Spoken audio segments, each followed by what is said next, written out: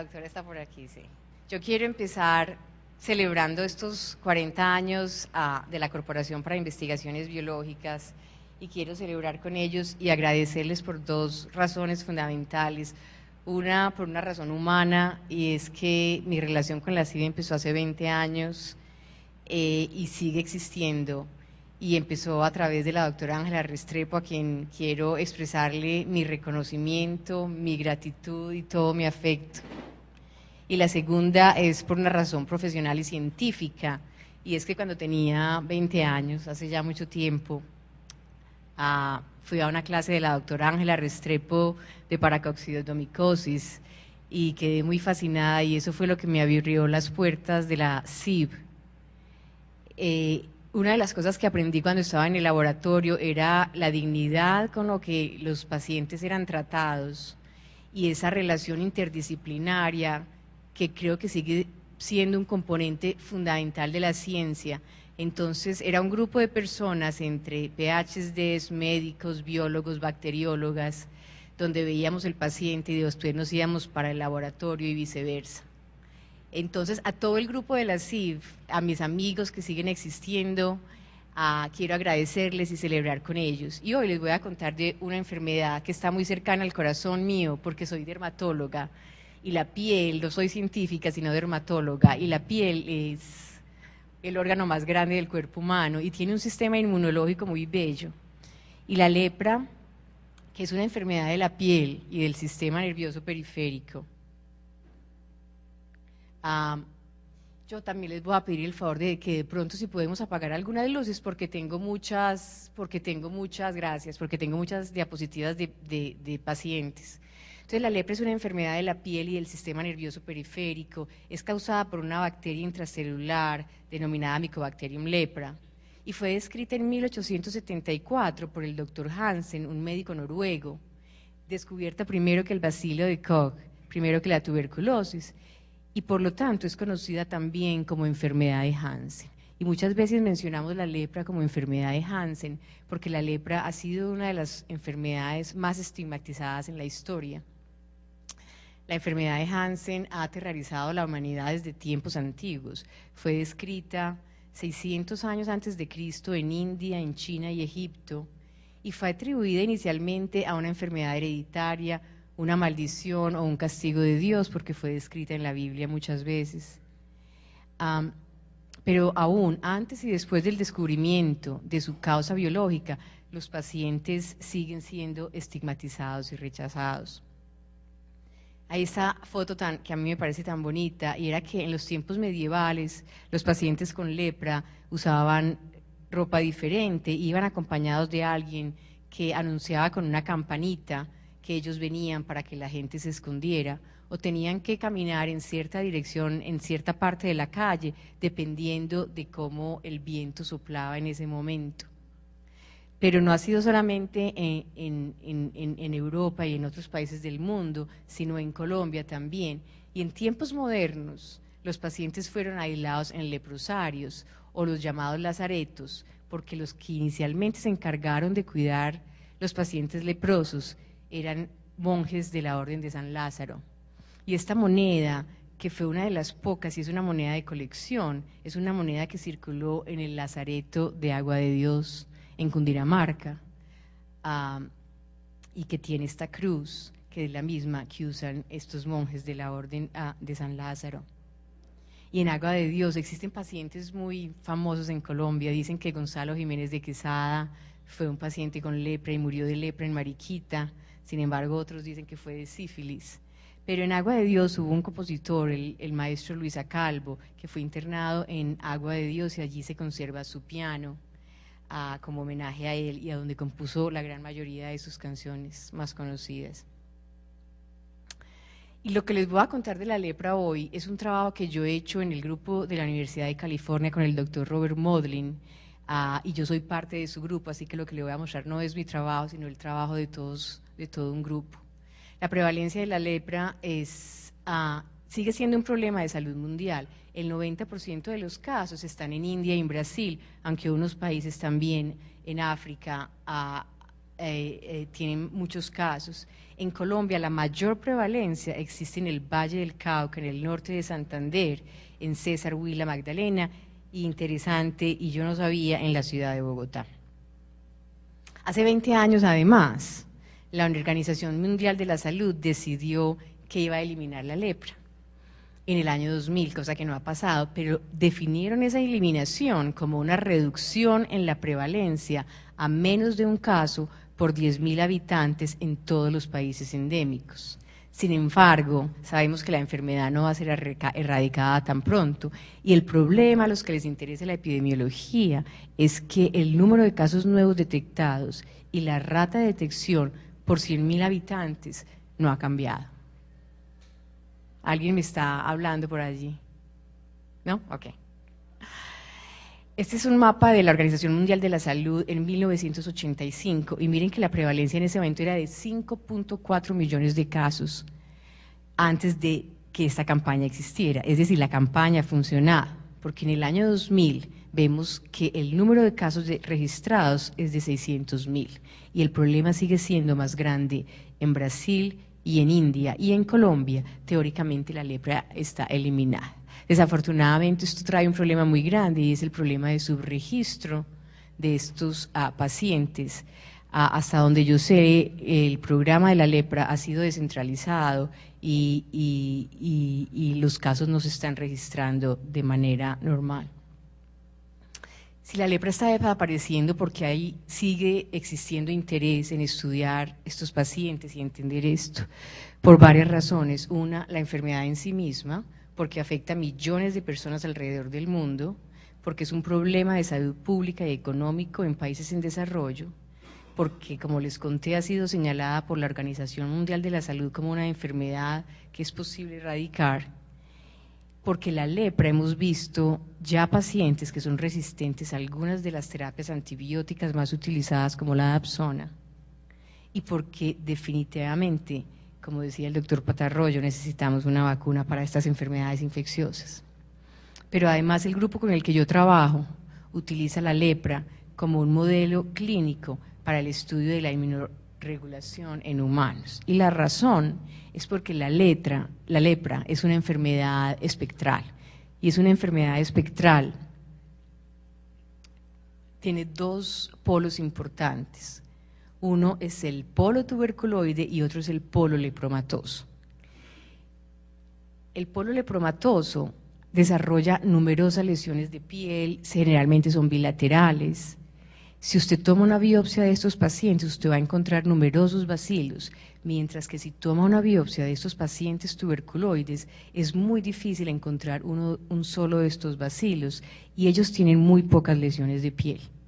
Sin embargo, estos pacientes tuberculosis, cuando usted utiliza una reacción de Mitsuda o una prueba de inmunidad mediada por células, en estos pacientes la tuberculosis, esta prueba es definitivamente positiva, mientras que el paciente lepromatoso es siempre negativo. Interesante, estos pacientes lepromatosos tienen una gran cantidad de anticuerpos inespecíficos, aunque trabajos recientes han mostrado que hay algunos inespecíficos. En los pacientes tuberculoides raramente encuentra uno anticuerpos. El gran problema de la lepra es el daño nervioso que produce, y el daño nervioso no está limitado a los pacientes tuberculoides o lepromatosos, sino que puede comprometer cualquiera de ellos. La presentación clínica en estos pacientes tuberculoides son placas elevadas, bien definidas, con una sensibilidad disminuida, y la histopatología, que ya se las voy a mostrar, es lo más bonito de la lepra, y la observación de estas biopsias de piel ha generado muchas preguntas, que es lo que quiero recalcar en esta conferencia hoy. En los pacientes lepromatosos son llamados granulomas organizados, y son centros de macrófagos rodeados de un anillo de linfocitos y con células gigantes multinucleadas. Si utilizamos una coloración para bacilos ácido alcohol resistentes, no encontramos bacterias, y como les dije, la reacción de Mitsuda es positiva en estos pacientes. Esto es en un atlas que tengo donde muestran los pacientes con lepra lepromatosa tuberculoide. Esto es un caso típico de un paciente tuberculoide con una lesión única, que si hacemos una prueba de sensibilidad probablemente va a ser anestésica. Esto es otro paciente, una lesión bien delimitada, única, sin sensibilidad. Y hay pacientes que simplemente presentan una desaparición del pigmento. Pero si tomamos en cualquiera de esos pacientes, tomamos una biopsia de piel, lo que observamos, esta es la epidermis, la primera capa de la piel, y esta es la dermis, y en esa dermis hay una cantidad de células inflamatorias que no existen en la piel normal. Y lo más bonito es que existen estos granulomas que son llamados granulomas organizados. Y estos granulomas organizados tienen en el centro múltiples macrófagos y tienen alrededor esto que les decía, este anillo de linfocitos. Y como pueden ver aquí también, tiene estas células gigantes multinucleadas que son muy características no solamente de la enfermedad de la lepra, pero de muchas enfermedades infecciosas. Como decía la doctora Ángela, la naturaleza hace sus cosas muy bien y por alguna razón existen. La lepra nephromatose es completamente distinta a su presentación clínica. Generalmente vemos pacientes con nódulos diseminados. Ellos pueden tener una infiltración difusa y engrosamiento de la piel, y en la patología encontramos los que llamamos granulomas desorganizados. Son macrófagos vacuolados con muy poquitos linfocitos, y si hacemos una coloración ácido-alcohol resistente, hay miles de bacilos. Y la reacción de Mitsuda es negativa. Esto es como muestran en los tiempos antiguos un paciente que fueron llamados elefantiasis por muchos años. Y es exactamente lo mismo, son pacientes que tienen múltiples nódulos en todo el cuerpo, principalmente en la cara y en los oídos, donde la temperatura es más baja. Esto es característico de los pacientes con lepra. Cuando uno ve un paciente con esta infiltración de las orejas, siempre piensa en lepra. Pierden además la cola del pelo, la cola de las cejas, y es llamado madarosis. Y si tomamos cualquier parte, una biopsia de cualquiera de esas partes, vamos a encontrar esto. Esto es una parte muy bonita, se llama esta es la epidermis, la primera capa de la piel, y esta zonita aquí chiquita es una zona que se llama el área de Grens, que todavía no sabemos exactamente qué es, un área fibrótica con un poquito de macrófagos, muy parecido a lo que aparece en arteriosclerosis. Y no vemos un granuloma bien organizado, sin embargo vemos todos estos macrófagos vacuolados, que son muy interesantes, y más tarde les voy a contar cómo estamos trabajando con ellos. Esto es una coloración de ácido-alcohol resistente, probablemente de la mucosa de uno de estos pacientes, pero lo que les quiero mostrar es cómo es posible que un macrófago en la piel o en las mucosas sea capaz de albergar este número de bacterias dentro de ellos. Y es increíble la diferencia que existe entre un paciente tuberculoide y un paciente lepromatoso. El compromiso nervioso es lo más importante en la lepra porque afecta la función sensorial, motora y autonómica en nervios periféricos, afecta más comúnmente el nervio tibial posterior. Entonces estos pacientes tienen una cosa que se llama anestesia plantar, y cuando ellos no tienen ninguna sensibilidad, entonces si están en contacto con cualquier cosa caliente no se dan cuenta y desarrollan úlceras. Otro compromiso es el nervio cubital y mediano. Estos pacientes desarrollan lo que se llama mano en garra, y comprometen también el peroneo con un pie caído y el nervio facial. Esto es lo que vemos, esta es la progresión de un paciente con lepra, por eso es que es tan importante un diagnóstico temprano en esos pacientes. Ellos desarrollan esta mano en garra y al final, por múltiples traumas y por reabsorción de las falanges distales, desarrollan esta pérdida de las falanges distales. Y esto es lo que se llama discapacidades. La gran mayoría La Organización Mundial de la Salud dice solamente hay 600.000 pacientes, pero ¿cuántos pacientes hay discapacitados por la lepra? Hay muchos, porque generalmente consultan tarde. Todos estos pacientes son daño nervioso secundario a la lepra en sí misma o a las reacciones leprosas, de las cuales no vamos a hablar, pero que son muy interesantes inmunológicamente.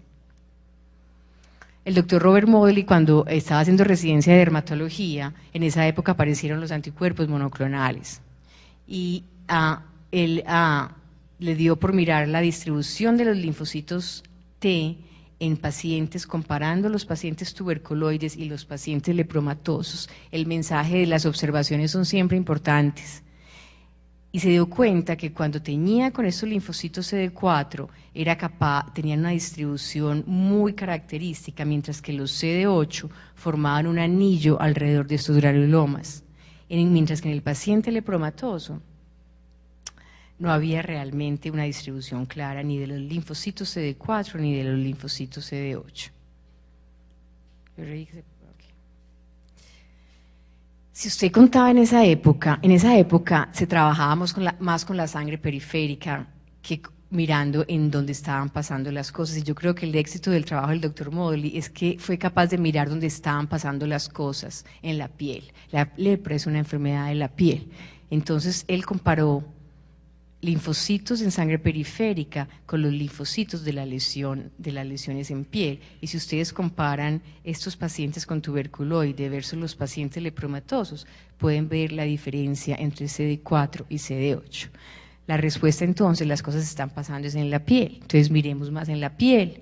Cuando apareció la técnica de PCR, y en esa época estaban haciendo trabajos con Leishmania, tenían estos ratones que eran resistentes a Leishmania y se dieron cuenta que tenían una respuesta distinta a TH1 y TH2, pero hasta ahora no había sido descrita en humanos. Entonces, en esas mismas biopsias que les mostré de estos pacientes, extrayendo de ADN, el doctor Modley se dio cuenta que también había una respuesta TH1 y la llamada respuesta TH2, que era completamente diferente en pacientes tuberculoides y en pacientes lepromatosos, con la firma característica de las TH1, interferón gamma e interleuquina 10 en pacientes lepromatosos.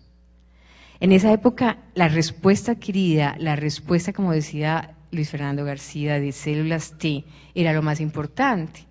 Entonces, en el laboratorio se estudió el papel de las células T en infecciones intracelulares, varios hallazgos interesantes, obviamente que las células T a través del interferón gamma estimulaban ese macrófago a producir óxido nítrico, si era capaces de disminuir la viabilidad de ese bacilo, que si usted era capaz de activar esta actividad citotóxica en estos pacientes, el macrófago era capaz de tener lisis y obviamente disminuir la viabilidad o desaparecer estos bacilos. Y lo otro más interesante en esa época, que fue cuando yo llegué al laboratorio, era la actividad antimicrobiana, y en esa época aparecieron los péptidos antimicrobianos, como las granzimas o la perforina, y en esa época granulicina. Si activamos linfocitos CD4 o CD8, que son los característicos linfocitos citotóxicos, a través de la activación de este macrófago, y cómo la perforina abre un poro en este macrófago y es capaz de introducir granulicina y destruir esa bacteria. Cuando miramos en el tejido, usando microscopía confocal, encontramos que en los pacientes tuberculoides era muy clara la expresión de granulicina, y que esa granulicina estaba localizada en células T y no en macrófagos, marcados aquí por un marcador de macrófagos, y que, distinto a lo que esperábamos, estaba más en células T citotóxicas que en células CD8. Posteriormente aparecieron los microarreglos, y utilizando de nuevo esas biopsias de pacientes tuberculosos y lepromatosos, este laboratorio fue capaz de mostrar que estos pacientes tenían un perfil diferente de expresión genética en estas lesiones. Y si usted mira los colores, siendo bajo el color verde y alto el color rojo, esos dos pacientes, simplemente mostrando el microarreglo, se agrupan en dos grupos completamente diferentes. Y si usted hacía un análisis de estos genes, agrupándolos por jerarquía, de nuevo veía que estos pacientes, 5 pacientes clasificados o 4 pacientes clasificados como tuberculoides y 6 como lepromatosos, se agrupaban en 2 grupos completamente distintos, excepto por que desafortunadamente no todo en ciencia es perfecto, y aparecía ahí.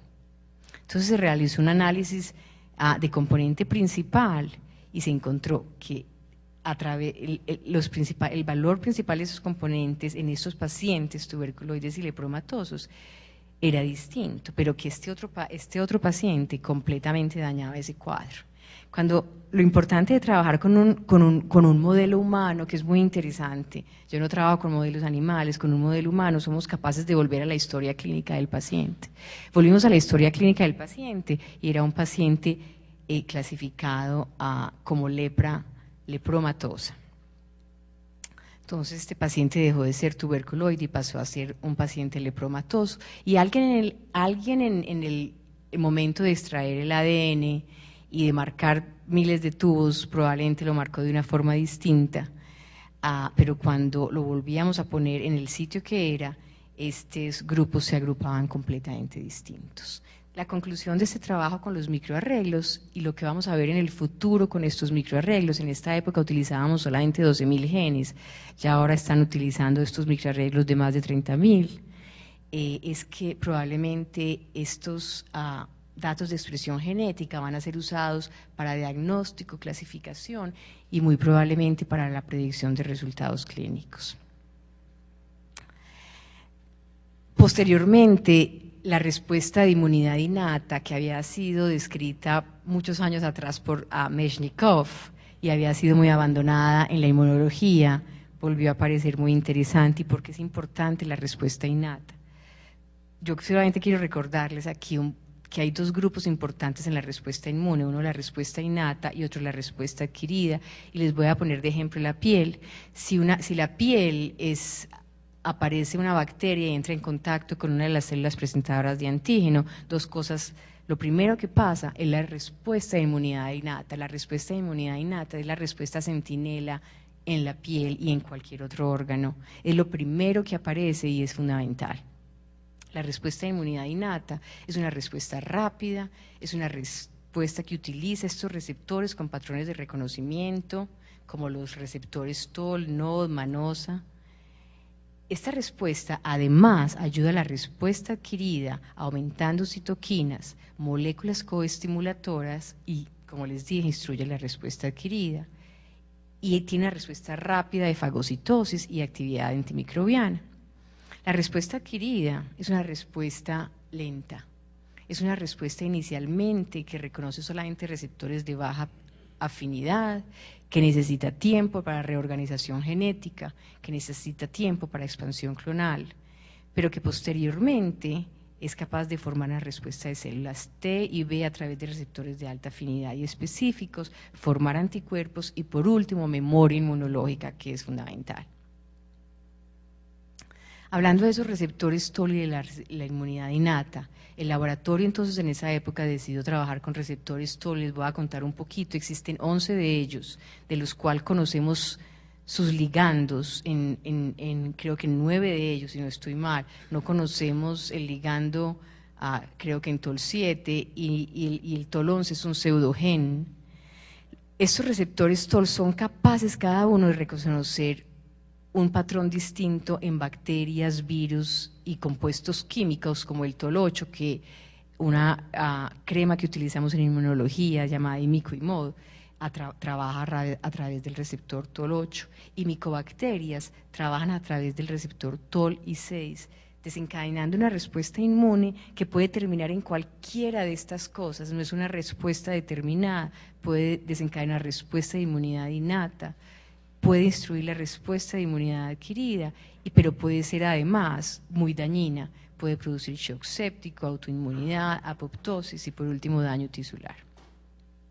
En el laboratorio, volviendo a esas mismas biopsias, que ese ha sido el secreto del laboratorio, y era utilizar esos anticuerpos con receptores TOL y mirar que había una expresión de receptores TOL en estos macrófagos, en los granulomas de pacientes lepromatosos, pero que no existía realmente. Estos son 3 pacientes distintos, no existía una respuesta tan fuerte como existía en estos pacientes tuberculoides, lo mismo que utilizando receptores de TOL1. Cuando se empezó a trabajar con esos receptores TOL y tratando de entender, nosotros utilizamos mucho, acuérdense que Mycobacterium lepra no es posible crecerla en el laboratorio desafortunadamente, y eso es uno de los obstáculos mayores para la investigación con lepra. Sin embargo, utilizamos muchas veces Mycobacterium tuberculosis porque son 2 enfermedades distintas, pero el gene de las dos ha sido descrito y es muy parecido. Se diferencia en que el Mycobacterium lepra tiene un montón de pseudogenes también. Cuando estimulábamos estos macrófagos con uno de estos receptores TOL como un péptido de Mycobacterium tuberculosis y comparábamos monocitos o macrófagos y células dendríticas, nos encontramos que había una respuesta muy distinta. Cuando usted estimulaba con receptores TOL y utilizaba unidades deformadoras de colonia, la viabilidad disminuía en los monocitos y nada pasaba en las células dendríticas. Para entender eso mejor, se utilizaron nuevamente estos microarreglos, comparando estos monocitos y células dendríticas y pensando si había alguna vía de péptidos antimicrobianos que pudiéramos utilizar. Y claramente apareció que cuando se utilizaban receptores TOL en monocitos, aparecían estos dos receptores o estos tres constantemente. Y esto se llama el receptor de la vitamina D. Y eso fue lo que inició realmente todo el trabajo con la vitamina D que les voy a mostrar. Y volvemos a la piel. La piel tiene un papel muy importante en la absorción de vitamina D, a pesar de que los dermatólogos promovemos permanentemente el uso de protectores solares. Pero la piel, empezando con un hidroxicolesterol, absorbe la vitamina D, que luego pasa a una forma inactiva al hígado, convierte en 25D3, luego pasa al riñón y utilizando esta enzima que se llama CYP27, se convierte en la forma activa de vitamina D. Cuando miramos que si estos monocitos expresaban al ser estimulados con otra vez uno de estos péptidos de Mycobacteria tuberculosis, veíamos que la expresión utilizando ARN, veíamos que a las 6 y a las 24 horas la expresión de CYP27 era mucho mayor. Entonces hasta este momento sabíamos que si estimulamos con receptores TOL cualquiera de estos lipopéptidos o lipoproteínas, aumentábamos el receptor de la vitamina D y aumentábamos esta enzima CYP27. Pero ¿qué significado tiene eso en términos de la función de los monocitos? Y sabíamos que la enzima 27 convertía esto en una forma activa. Entonces se buscó cuáles eran los genes que iban hacia abajo de este receptor de vitamina D y pensando muy específicamente en algo que tuviera una actividad antimicrobiana para poder entender esta función de estos monocitos o macrófagos. Entonces decidimos trabajar con catelicidina y muchos otros como defensinas que nunca fueron expresados. Para esto utilizamos otra vez monocitos que se crecen en cultivo con suero fetal bovino, pero desafortunadamente no se vio ninguna diferencia en estos monocitos estimulados con un ligando de receptor TOL.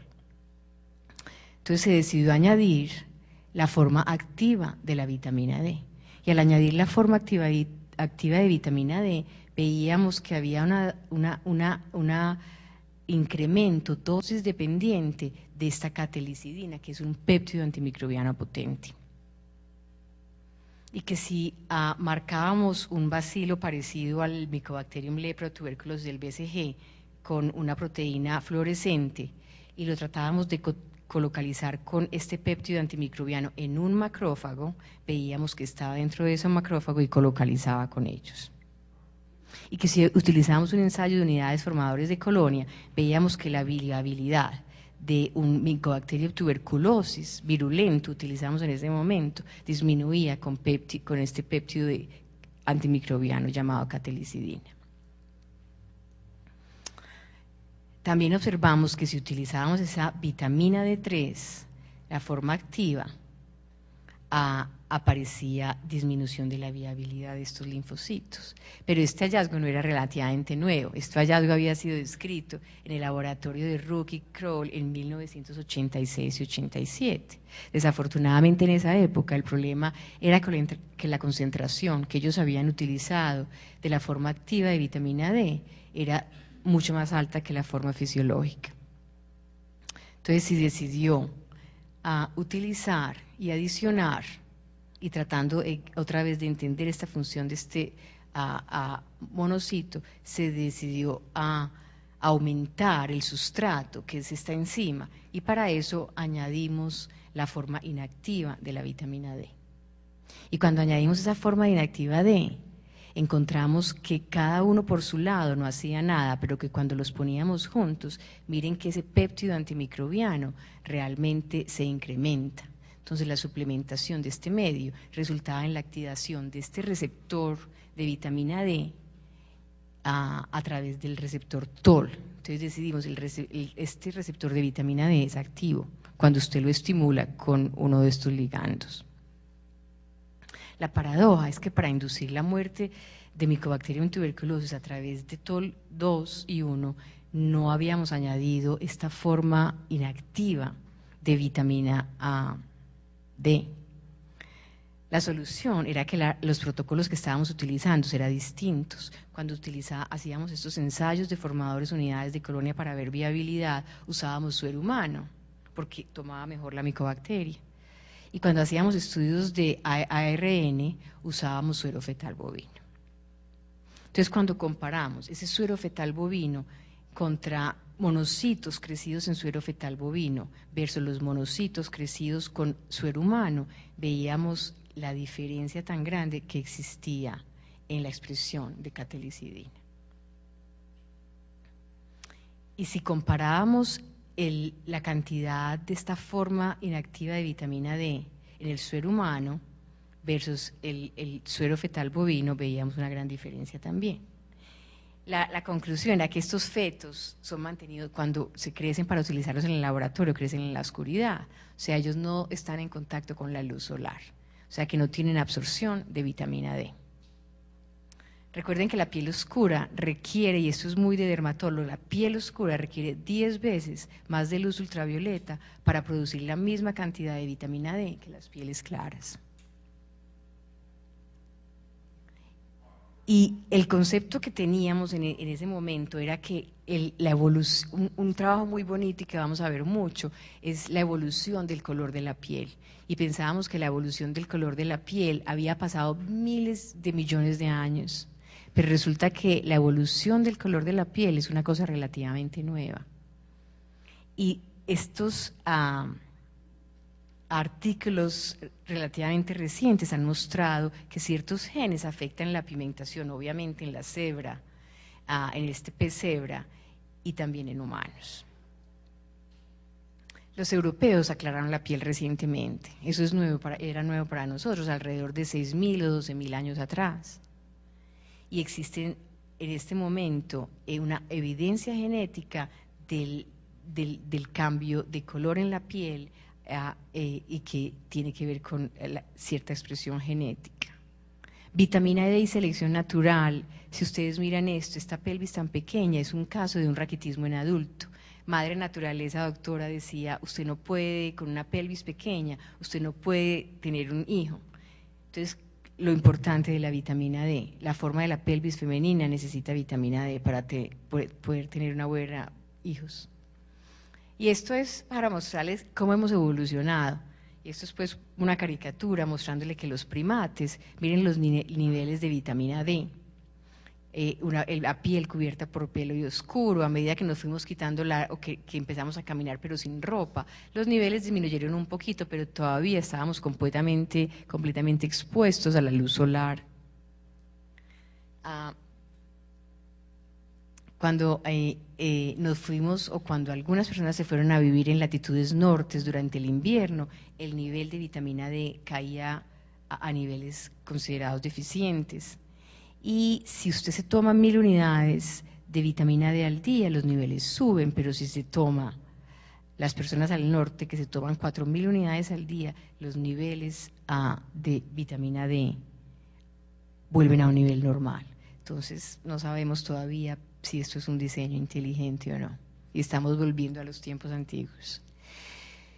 Esto no es nuevo tampoco, las enfermedades asociadas con insuficiencia de vitamina D son muchas enfermedades de los huesos, enfermedades autoinmunes, cáncer, infección y otras, raquitismo descrito muchas veces, mucho tiempo atrás, osteomalacia, fracturas en niños, muchas enfermedades autoinmunes, estamos trabajando con psoriasis y parecen tener una deficiencia grande de vitamina D, esclerosis múltiple, artritis reumatoidea y diabetes, muchos cáncer ahora e infecciones. Estos son los niveles que son considerados deficientes y que usted puede desarrollar raquitismo y osteomalacia. Con estos niveles usted desarrolla osteoporosis. Con estos otros niveles usted teóricamente tiene un nivel normal de vitamina D, pero si usted tiene estos niveles todavía puede tener inmunodeficiencia. Tampoco nuevo, hace muchos años fueron descritos que pacientes con tuberculosis que emigraban y que tenían un programa genético diferente probablemente desarrollaban tuberculosis, que moverse lejos del Ecuador aumentaba la susceptibilidad a tuberculosis.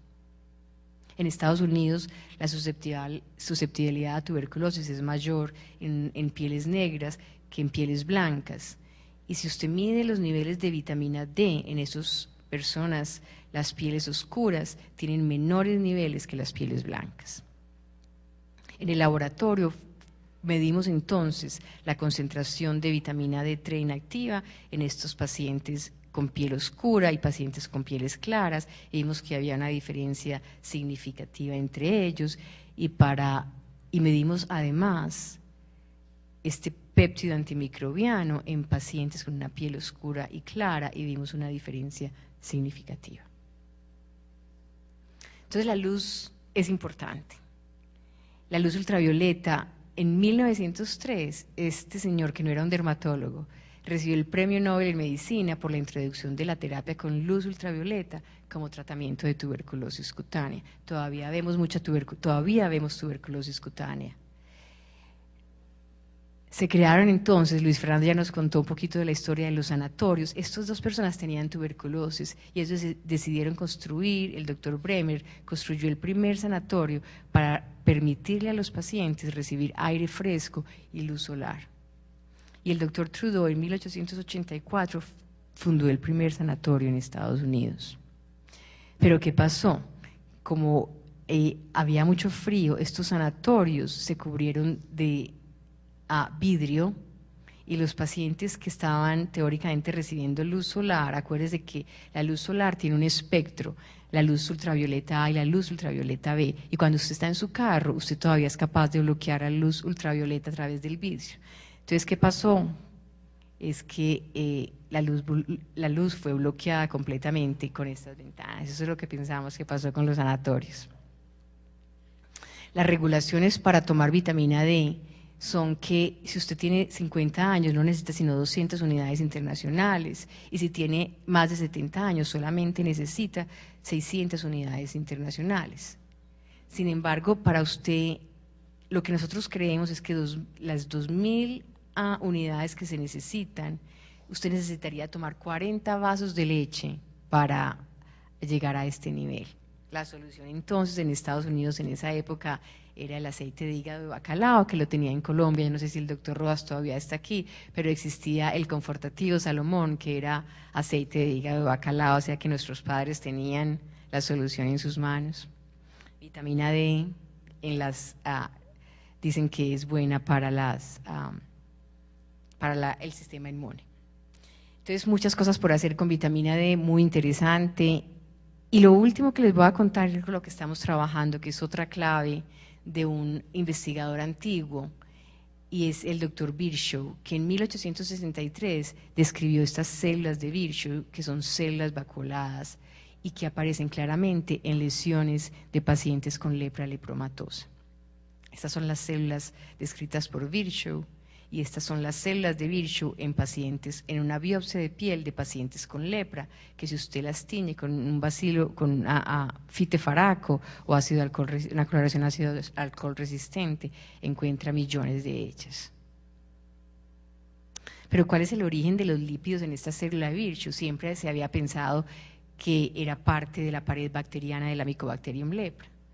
Sin embargo, uno de los investigadores en el laboratorio, que es un cardiólogo, Daniel Cruz, decidió mirar en esos microarreglos que teníamos y ver si había algún programa genético relacionado con el metabolismo lipídico en estos pacientes, y se encontró que el 11% de esos genes estaban relacionados con el metabolismo lipídico.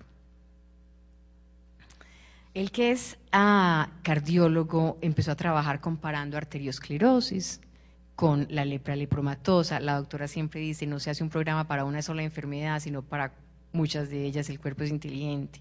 Entonces la arteriosclerosis tiene las mismas células vacuoladas que tiene la lepra lepromatosa. Si usted tiñe una lesión de arteriosclerosis con este anticuerpo que reconoce fosfolípidos oxidados en lipoitas